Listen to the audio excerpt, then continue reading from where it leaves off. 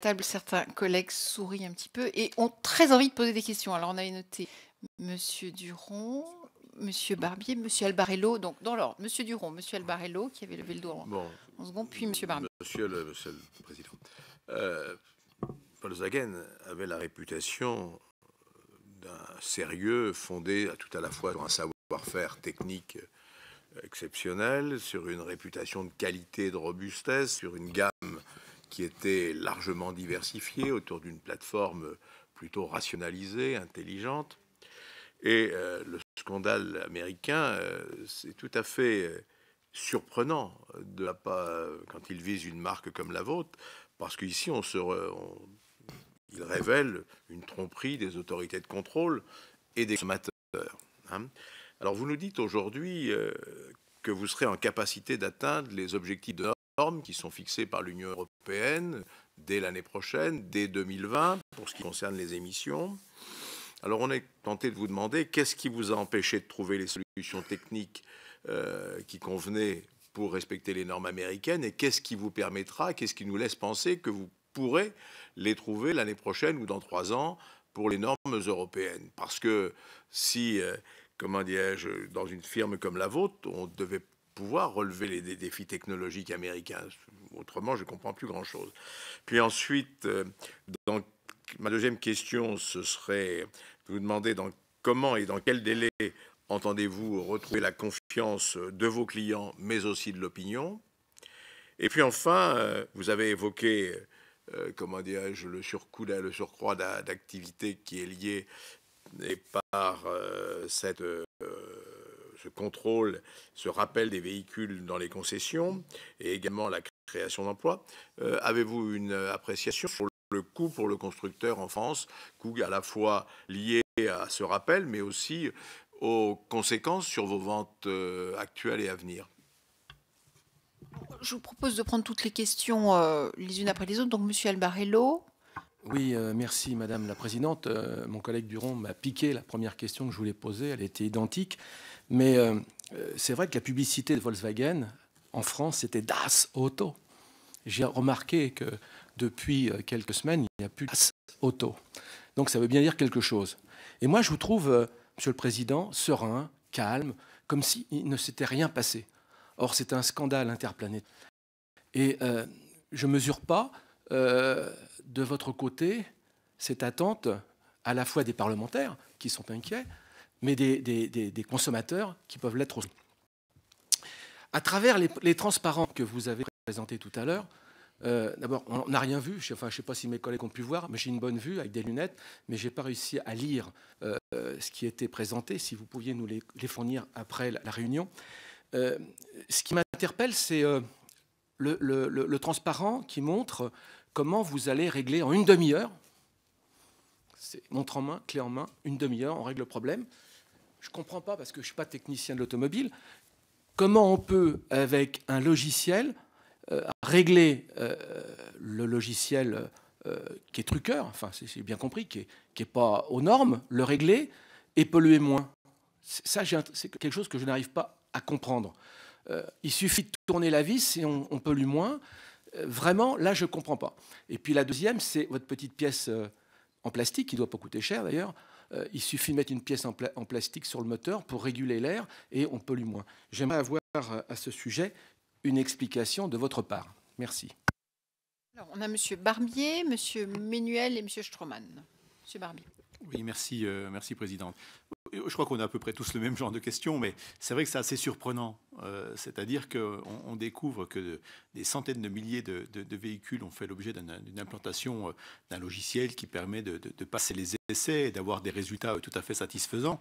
Et puis, quand on vous entend, on découvre qu'en une demi-heure, on peut, d'ailleurs quasiment en 15 jours, vous avez fait une recherche et développement tel que vous avez un système qui permet, tout en gardant les mêmes performances du véhicule en termes de, je veux dire, de puissance véhicule, en termes de consommation, qui permet aujourd'hui, ou qui aurait en tout cas évité cet immense scandale. Alors, c'est vrai que c'est un peu surprenant, et moi j'ai envie de vous réentendre sur le sujet.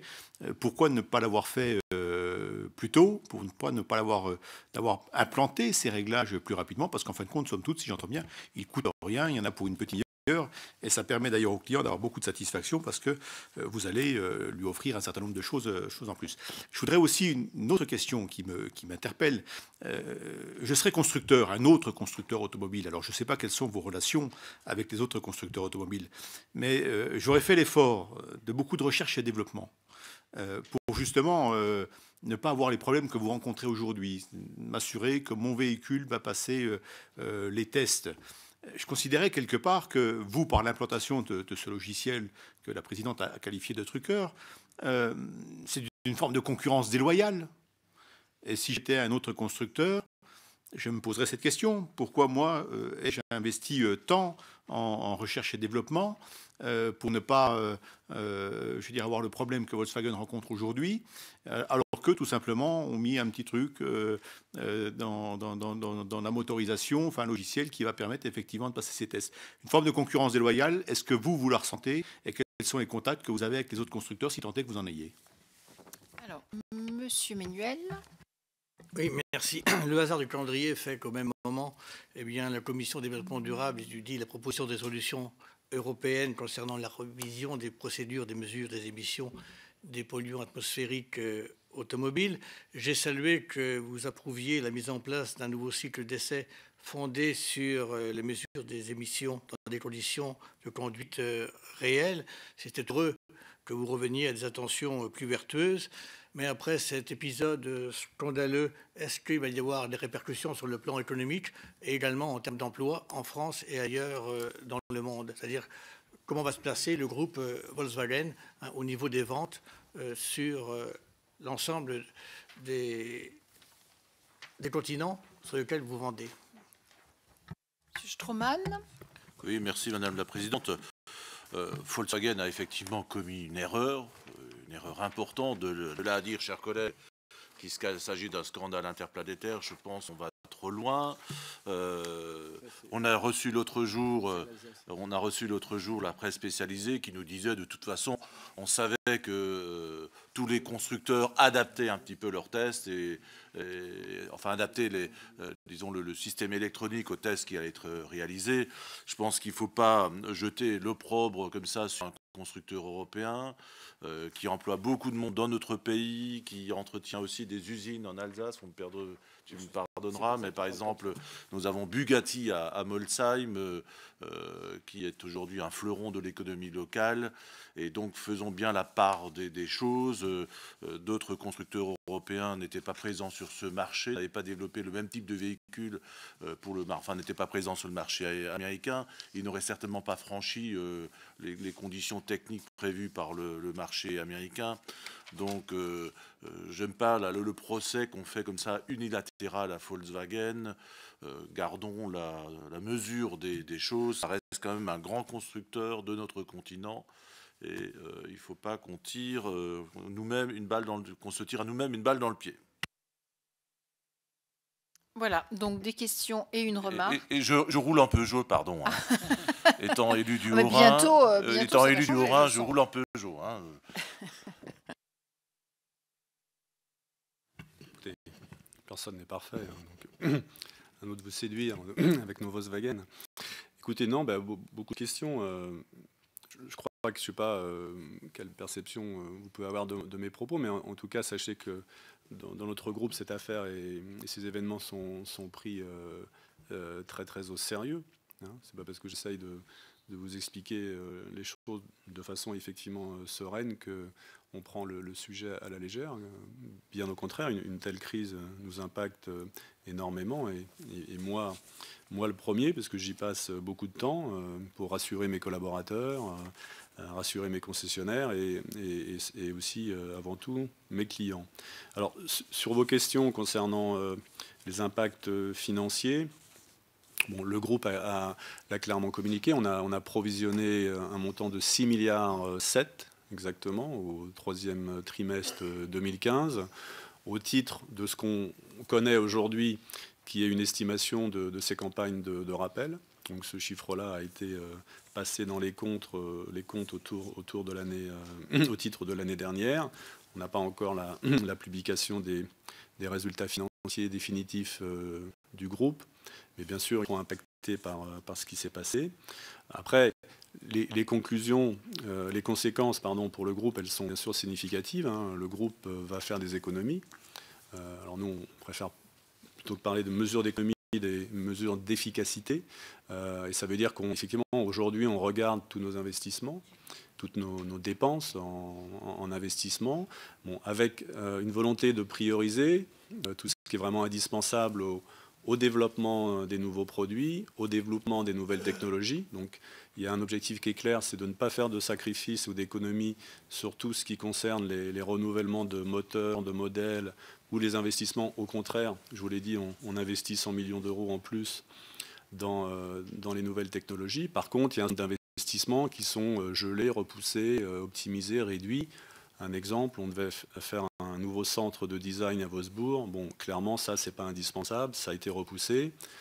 Voilà, donc voilà ce qu'on fait au niveau économique du groupe. Néanmoins, on pense que le groupe est solide, pourra traverser cette crise, rebondir. J'ai expliqué dans quel domaine. On veut accélérer sur un certain nombre de choses. Et on s'engage aussi en Allemagne, c'est toujours important, mais on s'engage auprès de nos salariés à tout faire pour préserver l'emploi. Hein, aujourd'hui, il n'y a aucune conséquence négative qui ont été prises sur l'emploi en Allemagne. Pour ce qui concerne la France, je suis dans cette même position-là, de tout faire pour préserver l'emploi. Et même, je sais que ça va peut-être vous paraître étonnant dans le contexte, mais on a même décidé il y a un mois d'augmenter nos effectifs de 60 personnes.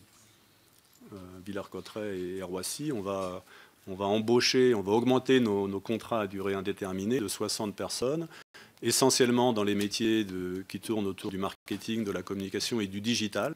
Hein, j'ai signalé tout à l'heure que la digitalisation était un gros challenge sur lequel le groupe voulait accélérer. Et nous aussi, on a besoin de préparer l'avenir et donc d'acquérir des nouvelles compétences dans ces métiers-là.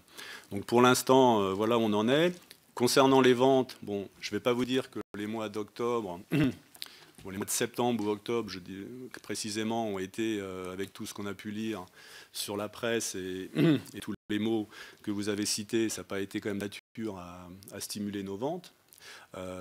Mais je dois vous dire aussi que depuis le mois maintenant de novembre, et surtout décembre, les choses sont revenues à la normale et qu'on rentre dans cette année 2016 avec un portefeuille de commandes qui est supérieur à ce qu'on avait à la fin de l'année 2015. Qu'on a fait, les chiffres ont été publiés, on a fait sur le mois de janvier des chiffres d'immatriculation qui ont été en hausse par rapport à l'an dernier, et une hausse qui est supérieure à la hausse du marché. Alors, encore une fois, c'est un mois, il faut être prudent.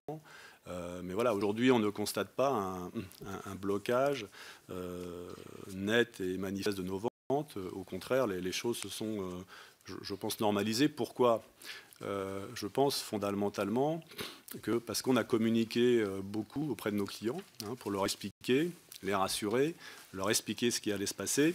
Et effectivement, bon, toutes ces mesures techniques, je comprends vos questions, mais comme vous, je ne suis pas ingénieur, donc je ne pourrais pas vous donner des réponses plus complètes que celles que je vous ai données.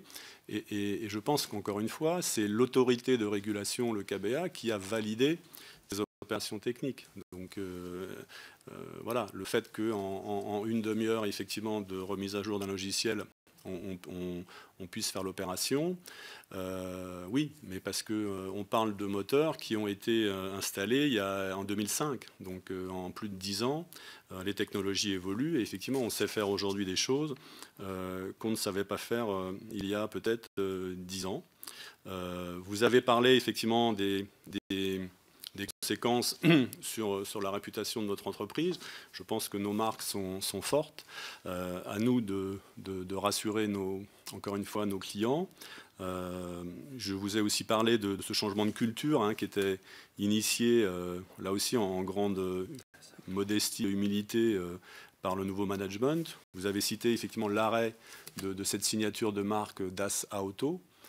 Bon, Das Auto, c'était quoi? C'était un slogan qui voulait dire on pense qu'on fait des belles voitures, des bonnes voitures, et que du coup, comme on pense que effectivement nos modèles sont plutôt des bonnes voitures, légitimement, elles peuvent s'imposer comme étant la référence du marché. Bon, de toute façon qu'on dit aujourd'hui un frigidaire et qu'on ne dit plus un réfrigérateur, c'est peut-être pas un bon exemple, mais voilà, la marque s'était imposée comme étant la référence du segment. C'est ça qu'on voulait dire avec Dasa Auto.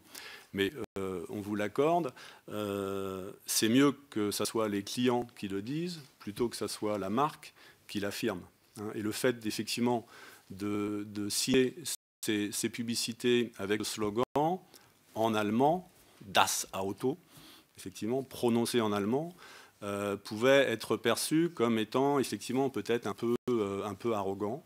Hein, et clairement, à la lecture de ce qui s'est passé, on veut faire preuve d'humilité. Hein, j'en ai parlé vraiment de modestie et d'humilité, d'où effectivement, et c'est pas anecdotique, c'est un signe fort de dire on arrête de signer nos publicités avec ce slogan. Et on veut plutôt revenir finalement à l'ADN de ce qu'est la marque Volkswagen. Hein, Volkswagen, ça veut dire la voiture des gens, la voiture du peuple, mais la voiture des gens. Hein.